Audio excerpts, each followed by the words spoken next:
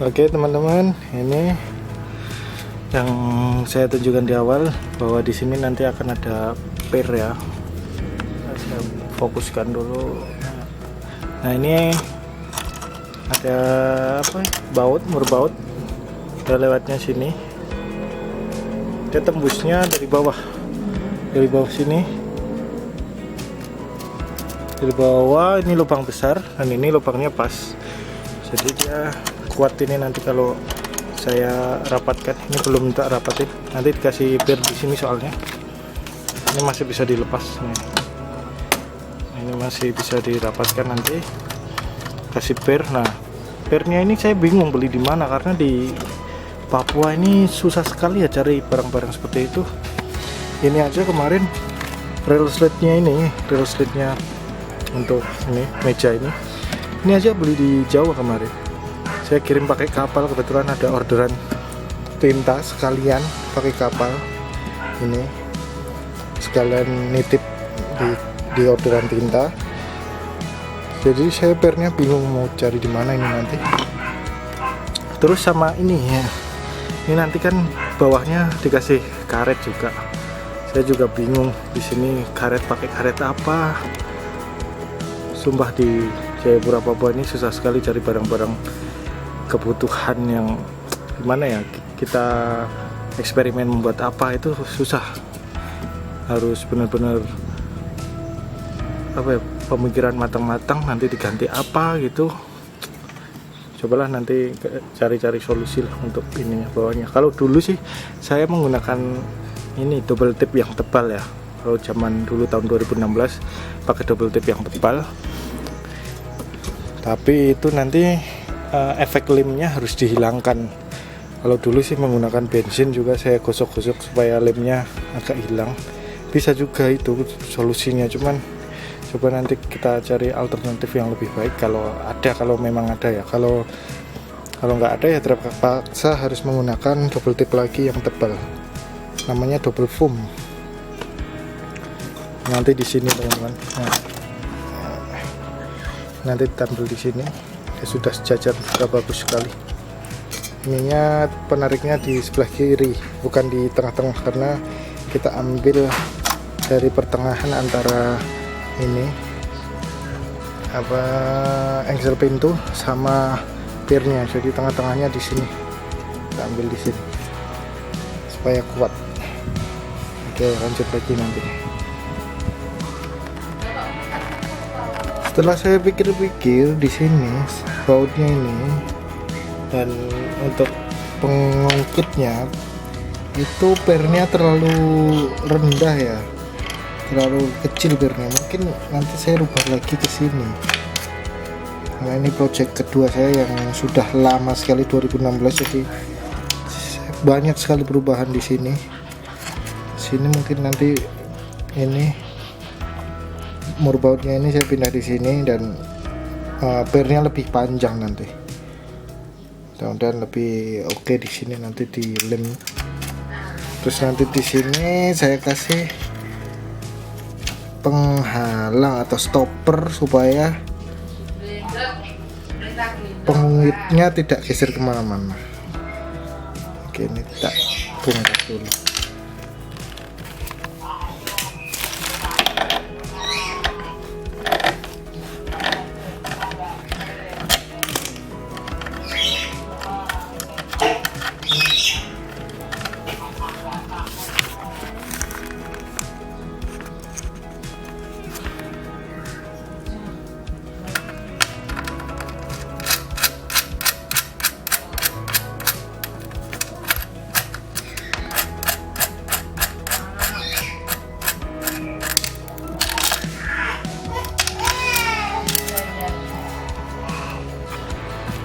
Oke teman-teman, akhirnya saya dapat pernya. Saya sudah keliling beberapa toko bangunan tadi. Nah ini dapat 3 per ini. Ini bukan dapat di toko bangunan, tapi di teman. Saya sudah keliling toko bangunan, saya tanyakan, yang ada cuma per-per besar, per-per yang segini tuh lingkarannya besar sekali. Tanya untuk proyek-proyek apa gitu. dan toko yang dulu pernah saya beli itu sudah nggak ada lagi per begini ternyata. Akhirnya saya pusing coba ke teman yang punya di TG, dan dia punya tatakan untuk ini kaos yang ukuran A4. Nah, di situ ada pernya, ada 4 per sih. Saya ambil 2 saja, ini panjangnya segini. Ada 2, yang satunya saya potong ini, jadinya segini. Jadi yang saya pakai ini. Kalau yang per kecil ini tadi juga dari teman itu, dia punya per kecil, saya coba ambil, saya tes di sebelah kiri di lubang pertama itu, yang ini lubang yang pertama ini ternyata dia terlalu terlalu tinggi lah, masih terlalu tinggi. Jadi ini tidak saya gunakan, yang saya gunakan yang ini yang panjang, terus saya potong. Ini saya gunakan nanti di lubang yang kedua ini. Jadi sambil jalan tutorialnya juga ada tahap-tahap revisi yang baru ya. Jadi tidak langsung jadi yang terkonsep, tidak.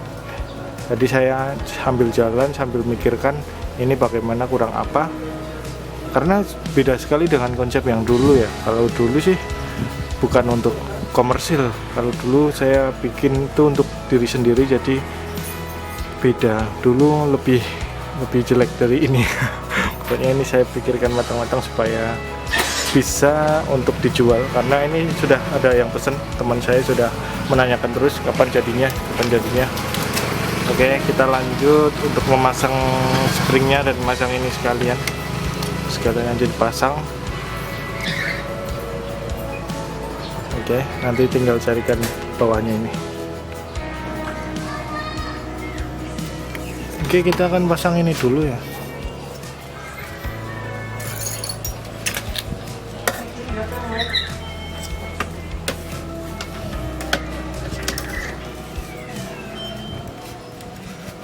Nanti begini posisinya. Tapi sambil kita pasang ini juga untuk springnya yang sebelah kiri.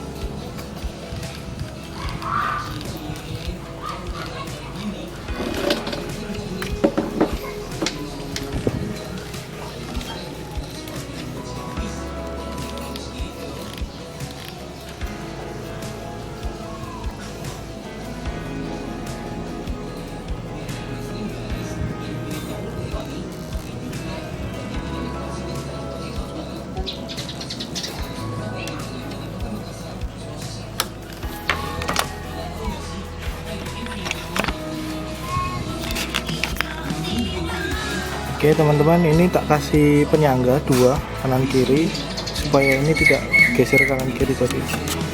Terus saat ditekan dia tetap sini.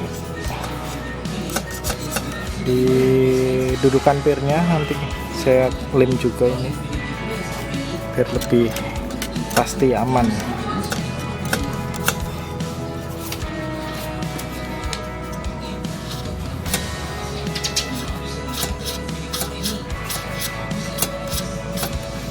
Oke, mantap.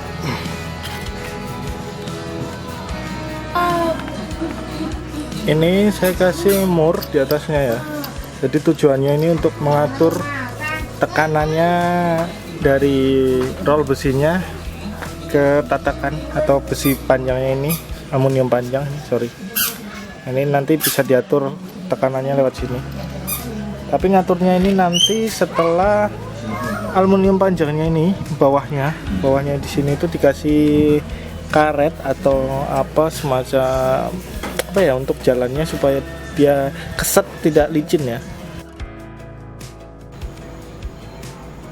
Alhamdulillahirobbilalamin, teman-teman, detekinnya sudah jadi ini. Tapi belum bisa jalan karena apa? Ini belum tak kasih roda karet.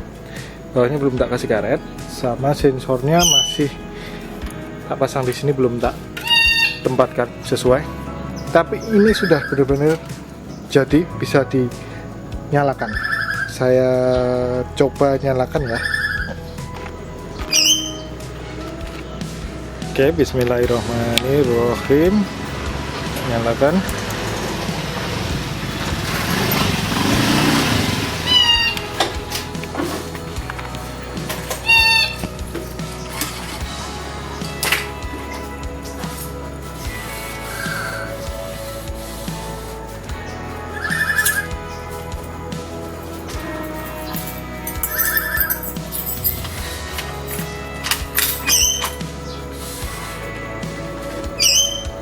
Nah, kita lihat statusnya sudah ready, sudah siap digunakan. Kita pencet tombol tinta, printer jalan. Oke, ini sudah fix ready, sudah siap untuk jalankan. Tinggal pembuatan pleten kaosnya. Nah, mungkin teman-teman di sini agak bertanya-tanya ya. Loh mas, kemarin L1300 kok sekarang jadi 1390? Jangan-jangan kemarin gagal? Tenang teman-teman, tidak gagal kemarin itu. Ini lanjutannya. Jadi yang nonton video dari part 1 sampai sekarang, ini masih sama semua. Ini rangkanya kemarin masih tetap, cuman saya ganti mainboardnya, powernya, rumah headnya, dan AC pumpnya. Kenapa saya ganti? Karena L1300 yang dikasih teman itu ternyata mainboardnya error.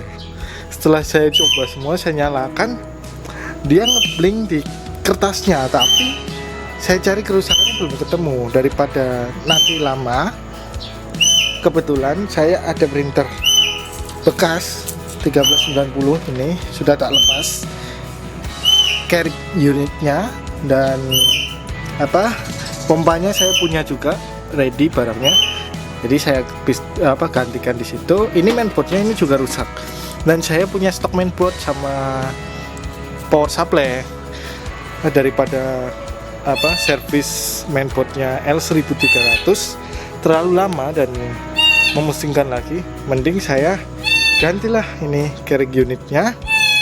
Otomatis ya, pasti ganti mainboard karena satu rangkaian. Ini ada chipnya, dan mainboard juga masih menggunakan chip seri 1390, dan otomatis carry unitnya ganti karena ukuran cappingnya itu beda dengan L1300. Kalau power pasti ngikuti dari mainboard. Mana sih? Oh, ini mainboardnya ini mainboardnya L1300 yang error. Sorry, ini punya 1390 yang kecil ya.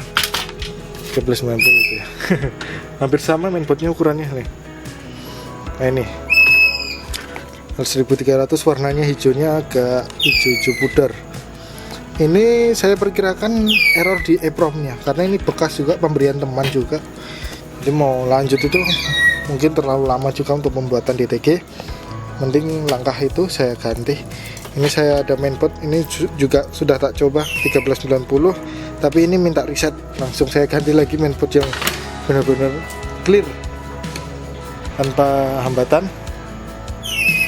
Dan ini sudah jadi, alhamdulillah. Oh ya, yang ngikutin dari awal mungkin di sini agak beda. Kenapa beda? Ini sambungan ya teman-teman. Ini sambungan, ada 1, 2. Ini sambungannya di tengah ini. Karena saya nggak ada triplek yang panjang, ya apa adanya saja saya pakai, saya sambung saja di sini. Nah ini saya rombak di sini. Saya kasih triplek lagi yang kotak kecil itu untuk penahan antara aluminium kanan dengan aluminium kiri. Saya kasih penahan triplek ini, yang kotak ini ukurannya ini sampai sini saja sih, nggak full sampai belakang, tapi dari sini sampai ini ya, pokoknya tengah-tengah lah untuk penahan ini dengan ini supaya dia tidak jatuh ke tengah ketika platennya ini ditekan, dikasih kaos, dia tidak jatuh ke tengah sehingga pergerakannya itu tetap halus. Ini halus sekali nih.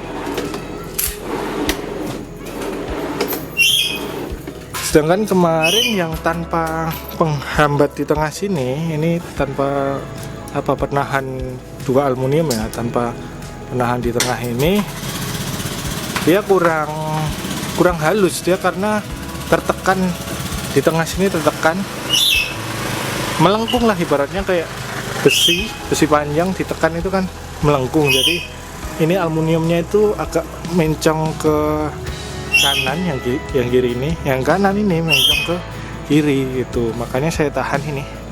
Lokasinya di sini ya, pas sekali. Jadi untuk menahan gitu loh. Paham kan maksud saya ditahan ini? Ini sama ini ditahan. Kalau ini modif lagi nih ukurannya. Ini pas banget di paling ujung depan. Ini dilebihkan kurang lebih 2 cm lah, 2 cm atau 3 cm nggak apa-apa. Ini nanti yang bagian belakang masih saya potong lagi karena ukurannya belum sesuai. Kalau yang depan sudah fix, clear. Ini yang jelas ini sudah ready, sudah nyala ini. Tadi sudah cleaning juga ini. Nih buktinya nih. Ini tinta baru selesai cleaning, ini masih basah. Tinggal nyoba pakai acrylic ini nanti. Kalau teman-teman ada yang perlu ditanyakan, silahkan WA saya langsung, nggak apa-apa. Saya tulis nomor di deskripsi ya. Silahkan baca-baca deskripsinya juga. Kalau masih bingung bisa tanyakan ke saya. Nanti masih ada ukuran-ukuran lain yang perlu saya jelaskan. Mungkin ini belum saya pasang juga ini. Sensornya kertas belum saya tempatkan. Sudah normal semua. Apalagi yang perlu saya jelaskan ya. Pokoknya kalau teman-teman bingung pembuatannya, proses pembuatannya, silahkan ditanyakan saja, nggak apa-apa. Di WA aja nggak apa-apa. Saya lebih senang pakai WA, lebih cepat balasnya daripada YouTube. Kadang saya nggak buka YouTube juga.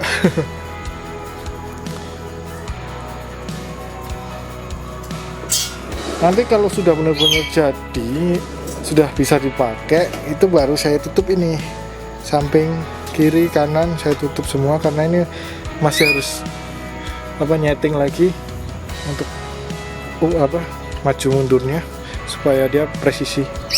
Kalau nggak disetting dia nggak presisi ya.